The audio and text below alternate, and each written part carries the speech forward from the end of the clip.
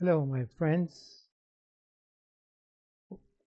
colleagues, and patients. Welcome back to this small video in which I will inform you or explain to you one of my most favorite books, which I show you the title right here. These are reflections in the magical mirror of my mind, Spirituality 104. This book collects 52 phrases, the best phrases selected from my book selection of books, which carry various messages that really give us support and hope during our difficult times.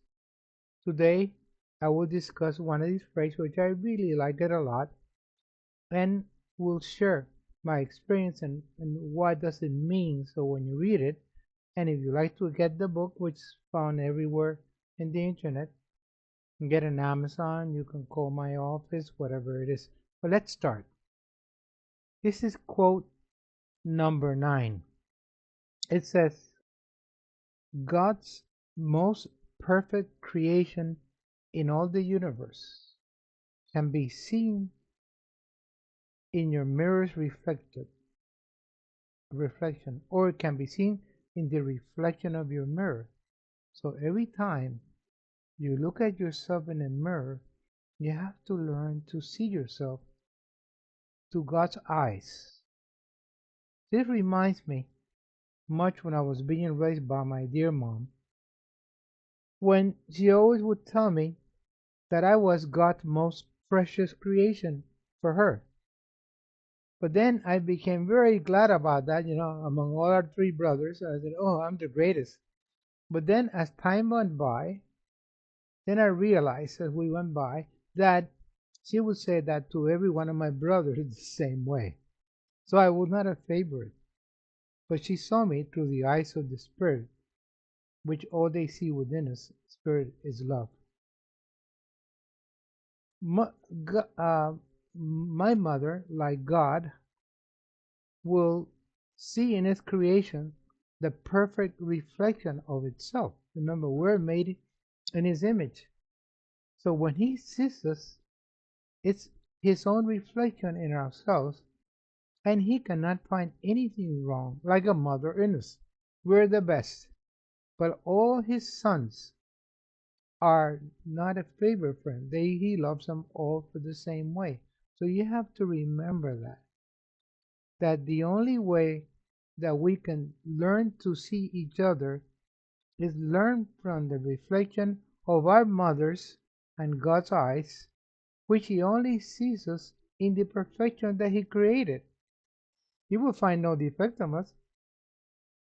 He will teach us if we go the wrong manner, we act in the wrong manner, but He will always see us as His loving creature.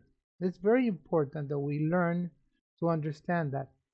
But because when we understand that and we start doing the same to other sons of God and see them through the eyes of our spirit, our inner guide, we can only see perfection of them. Of course, beings will not act in their perfection when they are guided by the Son of Man, their biologic aspect, the physical aspect of humanity, the Son of Man.